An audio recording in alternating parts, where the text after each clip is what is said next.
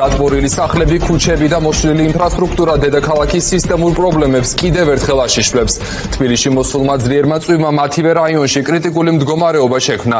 მერია ნალექს კვლავ მოუმზადებელი შეხვდა, მოსახლეობა კი კრიზისთან პირისპირ დარჩა. პრევენციული სისტემები თბილისში არ არსებობს. დედაქალაქის მერი დღეს არსად გამოჩენილა, ის საკუთარ პასუხისმგებლობაზე როგორც წესი არასოდეს საუბრობს. მესამე ვადით არჩეული კალაძე ხელს სულ ოპონენტებისკენ იშვერს. თუმცა ახალ მწვერვალს მიაღწია სამთავრობო პროპაგანდა. ისინი ტოკიოსა და ერევანში მოსულ ნალექზე დღეს უფრო მეტად დარდობდნენ. მარიამ ლეკიაშვილი მოგიყვებათ ქართული ოცნების პოლიტიკაზე, რომელიც ყოველთვის სტიქის შედეგებს ებრძვის და არა მიზეზებს. აქ არიან ბავშვები. საშიშროებაა ხალხო. ასე ცხოვრება საშიშროებაა.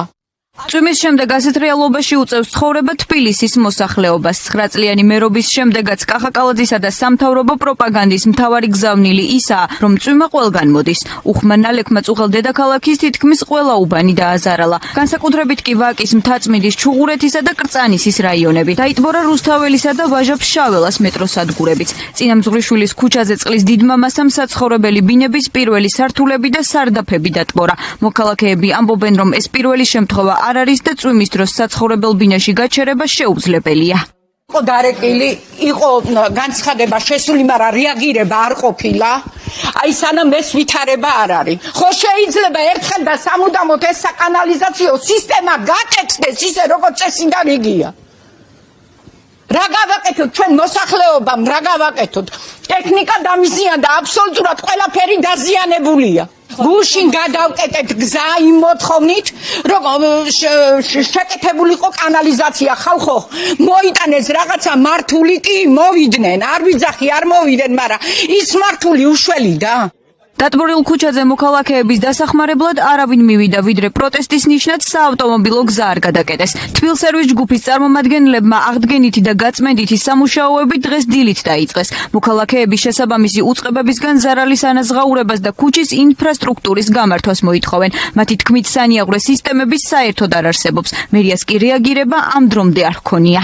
უნდა გამოიცვალოს აუცილებლად არსებული რაც არის, დაემატოს აუცილებლად სანიაღვრე, რომელიც გაუქმეს სპეციალურად და სანიაღვრე და კანალიზაცია ერთმანეთს მიუერთეს. მოვითხოვთ ერთ რაღაცას, რასაც შარშან ვითხოვდი, რომ აი ეს ამოტუმბა ლოკალურია და პრობლემას მოაგვარებს ერთი წუთით.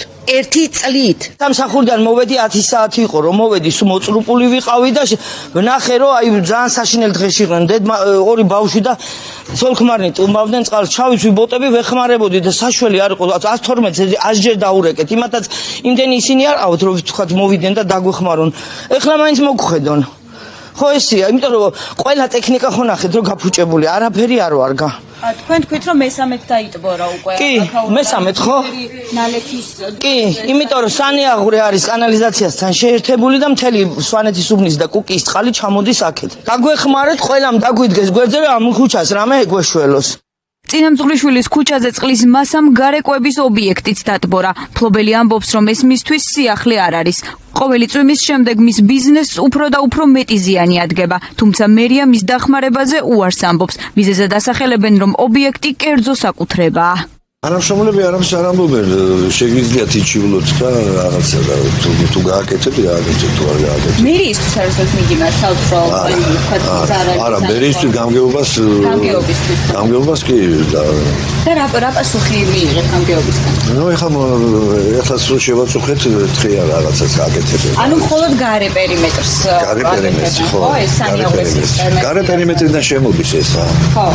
მაგრამ ეს ხო შედაზარალია, ეს ხო არა, შედაზარალი კი, მაგრამ დაზროვითაც არ გვიზღოვებენ, იმიტომ რომ სარდაფია და დაზრობას არ აკეთებ.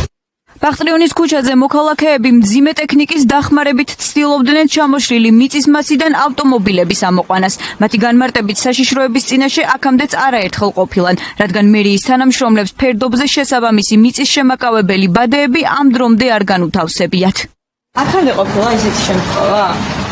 გაწმენდა მგონი დაჭერდა 1-2 ესეთი სერიოზული არა, მაგრამ კი ცოტა ხნის იყო შემთხვევა, ჩამოვარდა და აქ მანქანა დაამყვრია დიდ მანაჯერმა იმან მოტეხილმა ის და განაჩენზე რა ვიცი. აქიც ულაფ ჩამოდის ხოლმე ეს ჩემი გარეშე არის ისიც უივსება ტალახით. აქაც სანიაღურები და ეს გააკეთა ადრე მერიან. ადრე პირდაპირ ის მოდიოდა და ჩერდებოდა მივცა, მაგრამ ეხლა ამას დიდად ვერ უშუალო. მეც სიმართლე გითხრათ არა მომხდარა მსგავსი ხო ესეთი სერიოზული არ იყო, მაგრამ ეხლა ჩამოდის ცუა რა ეს ყოლე იშლება მუდმივად და ამიტომაც ცუა ხრები კენჭები რაღაცეები მოდის აი ეს ყველაფერი ხო ჩამოსული არის მომდროულად. დიდი ალბათობით ეს უბრალოდ ყველაზე ცივი შედეგია ეს. ურბანულ გენოციდად აფასებენ კალაძის 9 წლიან მერობას ივანიშვილის პარტიის ოპონენტები. განმარტავენ, რომ დედაქალაქში განაშენიანების და საცხოვრებელი ბინების მშენებლობის სტატისტიკა ისტორიულ მაქსიმუმს აღწევს. ჩაბეტონებულია წყლის შემწოვი ბუნებრივი ზედაპირები, რაც სანიაღვრე სისტემებთან ერთად უზრუნველყოფს, რომ წვიმის დროს ქალაქი არ პარალიზდეს.